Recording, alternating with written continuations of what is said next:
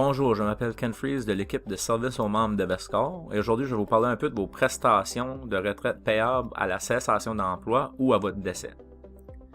Alors les options varient selon le statut que vous avez. Alors il y a des prestations qui sont payées aux gens qui n'ont pas acquis les droits de pension. Il y a les prestations qui sont payées aux gens qui ont acquis les droits de pension et qui terminent avant l'âge de 55 ans.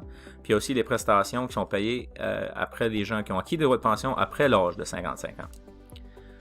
Alors, quelqu'un qui n'a pas acquis des droits de pension, alors qui veut simplement dire qu'il n'a pas le droit à une pension, qui voudrait dire qu'il n'a pas cotisé au régime au moins 2 ans ou qu'il n'a pas de 5 années de service continu, à ce moment-là, la personne recevrait un remboursement des cotisations plus intérêt.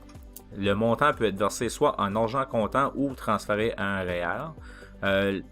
S'il prend en argent comptant, il y aurait de l'impôt qui serait enlevé sur le montant, mais s'il transfère à un REER, ça serait non imposable.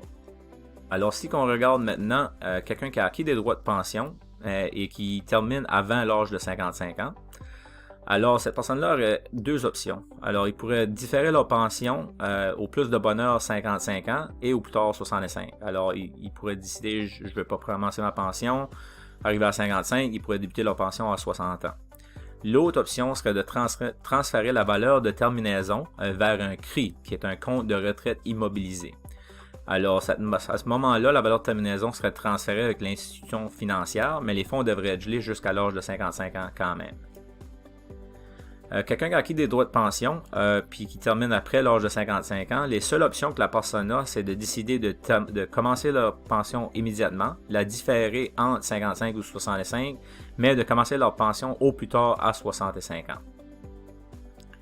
Si on regarde les prestations de décès pour les participants actifs, alors la personne n'a pas acquis des droits de pension, à ce moment-là, ça sera un remboursement des cotisations plus intérêt au conjoint ou conjointe de la personne. S'il n'y a pas de conjoint-conjoint, ça irait au bénéficiaire ou dépendant. Et s'il n'y aurait pas de bénéficiaire dépendant, ça serait payé à l'État. Alors, si on regarde aux prestations acquises, pour le conjoint-conjointe, elle aurait deux options. Elle pourrait prendre une pension survivant payable à 50% pour le reste de ses jours ou transférer la valeur de terminaison dans un paiement forfaitaire. On va regarder maintenant aux prestations de décès pour les retraités. Alors, la prestation de décès, c'est exactement ça.